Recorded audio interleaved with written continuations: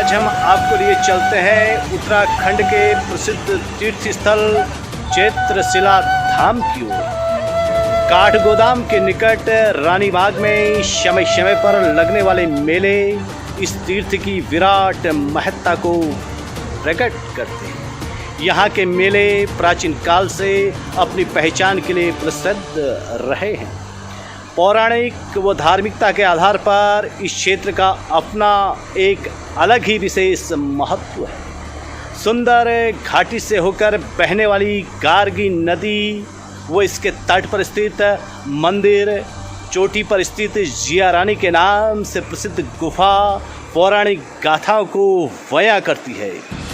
यहाँ पधारने वाले तीर्थयात्री जन यहाँ की अलौकिक महिमा से अभिभूत होकर मन में निष्ठा का अपार भाव लेकर यहाँ आते हैं और अपने आराधना के श्रद्धा पुष्प माँ पुष्पभद्रा के चरणों में अर्पित करते हैं। इस क्षेत्र की महिमा के वर्णन से वेद एवं पुराण भरे पड़े हैं।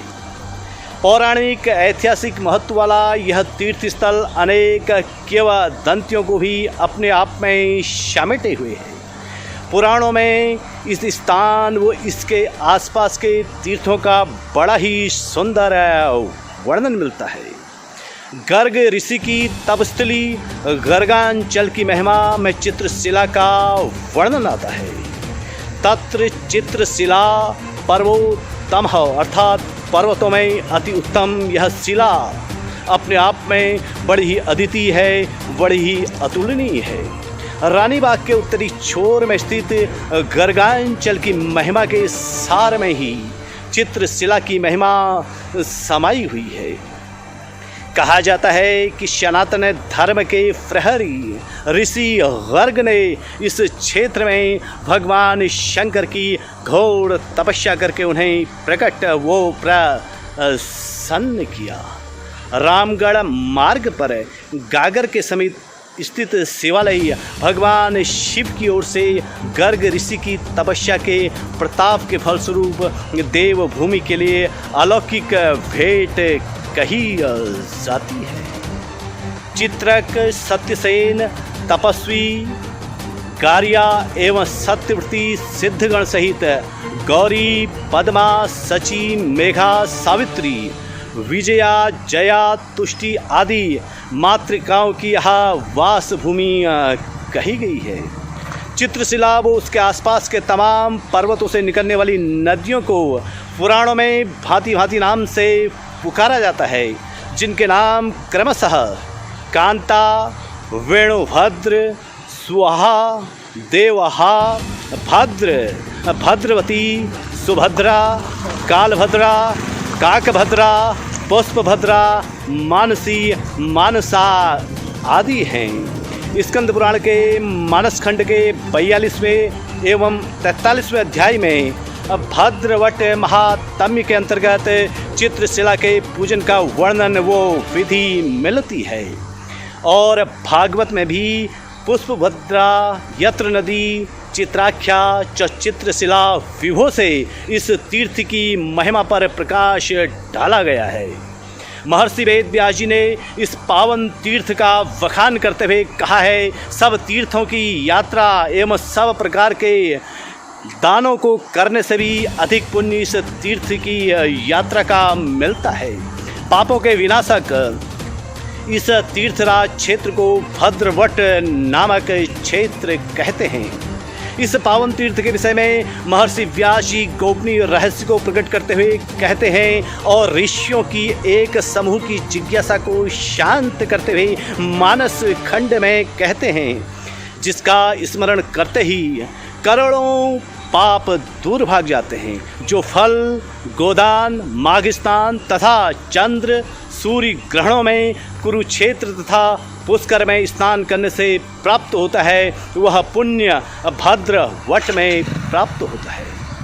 गया श्राद्ध, काशीवास, गया श्राद्ध, काशीवास, तथा मान सरोवर में स्नान करने से जो फल प्राप्त होता है वह भद्रवट में सहज में ही मिल जाता है। भद्रवट क्षेत्र में लोभवश दान लेना नरक में पड़ना है, ऐसा वर्णन भी महर्षि वेद व्यास जी ने स्कंद पुराण के मानस खंड में किया है। इस चेतावनी के साथ महर्षि पाराशर पुत्र व्यास जी कहते हैं, भद्रवट के पूजा स्थल से बढ़कर कोई दूसरा क्षेत्र नहीं है जिसकी छाया में भगवान विष्णु सोए। उससे बढ़कर और कौन सा क्षेत्र हो सकता है। उस क्षेत्र में देवताओं से गढ़ी हुई परम पवित्र चित्रशिला है जिसमें देवों का वास स्थान है। चित्रशिला के इस तरह व्यास जी के मुख से महात्म्य को सुनकर ऋषियों के समूह ने उनसे पूछा, प्रभु यह चित्रशिला क्यों पवित्र है? मृत्युलोक में इसका पता किसने लगाया? तब व्यास जी कहते हैं, मुनि श्रेष्ठो, पुष्पभद्रा के शुद्ध जल में स्नान कर सुतपा नामक मौनी तपस्वी के आश्रम में जाएं। अर्थात इस क्षेत्र में एक मौनी तपस्वी के आश्रम की ओर स्कंद पुराण में वेद व्यास जी ने इशारा किया है। उस मुनि ने वट वृक्ष की छाया में रहकर कठोर तप किया। इस बात को महर्षि वेद व्यास जी उद्घाटित करते हैं। यह मुनि यहाँ पर 36 वर्ष पर्यंत हाथ ऊपर उठाए तथा सूखे पत्तों को खाते हुए साधना करता रहा। इस प्रकार समय व्यतीत होने पर सूतपा नामक ऋषि के अनुग्रहार्थ ब्रह्मा, विष्णु तथा शिव आदि देव भद्रवट पहुँचे। वहाँ उन्होंने उस मौनी तपस्वी को चित्रशिला पर बैठकर अलौकिक ज्ञान प्रदान किया, जिसके प्रताप से वह बैकुंठ वासी हो गया। कहा गया है कि जो मनुष्य शिला का श्राद्ध, इस शिला का श्रद्धा एवं भक्ति के साथ पूजन करता है, वह लोक चक्र के भ्रमण से मुक्त हो जाता है। इस नदी के जल में स्नान करना भी दुर्लभ है। जो पुष्पभद्रा के जल में स्नान कर इस दिव्य शिला का पूजन करते हैं, उन्हें फिर गर्भवास का कष्ट नहीं उठाना पड़ता है। मातु जठरः विप्रा न पश्यन्ति पुनः पुनः। भद्रवट तीर्थ के बारे में अनेकों किंवदंतियाँ प्रचलित हैं। पुराणों में भी इस संदर्भ में कथाएं आती हैं, जिनमें से एक कथा का वर्णन इस प्रकार है। खस देश का एक व्याध इस बड़े वन में मृगों हेतु विचरण करने लगा। इस वन में उस दुरात्मा ने सुअर, मृग, हिरण आदि पशुओं का संहार किया। एक दिन उसने तपस्या में लीन गर्ग ऋषि को देखा। ऋषि दर्शन से समस्त पापों का हरण हो जाता है। तब व्याध को भद्रवत वो चित्रशिला की महिमा से अवगत कराते हुए गर्ग ऋषि ने कहा कि हिमालय के प्रदेश में पवित्र गर्गाचल से गार्गी नदी निकलती है, जो पुष्पभद्रा का भी उद्गम स्थल है। पास ही पर्वत के एक छोर से सुभद्रा नदी निकलती है। उन दोनों के संगम में चिता भस्म विभूषित भगवान शंकर जागरूक हैं। उन दोनों संगम स्थली के बाहर तट पर चित्रशिला स्थित है। उन दोनों नदियों के जल से सेवित एवं देव तथा ऋषियों से पूजित शिला में ब्रह्मा, विष्णु तथा महेश तीनों देवताओं का वास है। उनका दर्शन कर महापापी भी पवित्र हो जाता है। पुष्पभद्रा के जल में श्रद्धापूर्वक स्नान करने से जन्म जन्मांतर के पापों का नाश हो जाता है। पुष्पभद्रा के दक्षिण में भद्रवट के दर्शन भी परम फलदायी कहे गए हैं। शिला और वट के मध्य ऋषियों के पवित्र आश्रमों से विभूषित भद्रवट क्षेत्र का वर्णन पुराणों में आया है। गर्ग ऋषि ने व्याध से कहा, निष्पाप होकर तुम उस क्षेत्र में जाओ। चित्रशिला के दर्शन से तुम्हारा कल्याण होगा। इस स्थान के पूजन से वह सत्यलोक पहुंचा। महर्षि गर्ग ने कहा है, इस स्थान की कथा को पढ़ने व सुनने से सत्यलोक में मनुष्य प्रतिष्ठित होता है, सम्मानित होता है। मकर संक्रांति पर इस नदी में स्नान व इस क्षेत्र के मंदिरों के दर्शन करना बड़ा ही सौभाग्य माना गया है। चित्रशिला घाट के संदर्भ में अनेकों किंवदंतियों में से एक किंवदंती यह भी है कि जो अक्सर जनमानस में काफ़ी प्रसिद्ध है। प्रसिद्ध आख्यान के अनुसार इस स्थान पर कत्यूर वंश की राजमाता देवी जिया रानी ने भगवान शंकर की घोर तपस्या एवं आराधना की। यहाँ जिया रानी की पौराणिक गुफा भी विद्यमान है। माना जाता है कि सुरंगनुमा इस गुफा से हरिद्वार तक का मार्ग जाता है। यह दंत कथा है, सत्य कथा तो खोज का विषय है। माना जाता है कि पुष्पभद्रा नदी में स्नान करने के पश्चात जब जिया रानी एक बार अपने बालों को सुखा रही थी, तब वहाँ से गुजरते दानवों का दल जिया रानी को देखकर मोहित हो गया।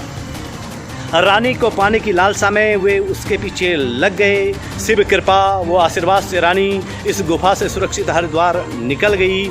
जिया रानी की कहानी उत्तराखंड के इतिहास में काफ़ी पौराणिक है। मान्यता है कि कत्यूर वंश का शासन उत्तराखंड में द्वापर के अंत में आरंभ हो गया था, जो सूर्यवंशी थे और अयोध्या से आए थे। राजा धामदेव की पत्नी जिया रानी के सबसे ज्ञानवान व बलवान पुत्र का नाम ब्रह्मदेव था, जिनका शासन 790 ईस्वी के आसपास रहा है। रानीबाग व रानीखेत की बसासत को बसाने वाली जिया रानी की छोटी बहन कन्नाना कत्यूरी राजा पिथौला की साली थी।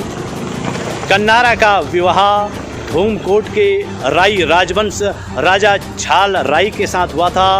उनके पौत्र हाल राई का विवाह वनरौत परिवार की लड़की माँ कालिंका के साथ हुआ, जिनके पुत्र गोलू देवता के रूप में कुमाऊं के इतिहास में प्रसिद्ध हैं और घर घर पूजे जाते हैं। कुल मिलाकर रानीबाग का रहस्य इतिहास विभिन्न पहलुओं को अपने आप में समेटे हुए है।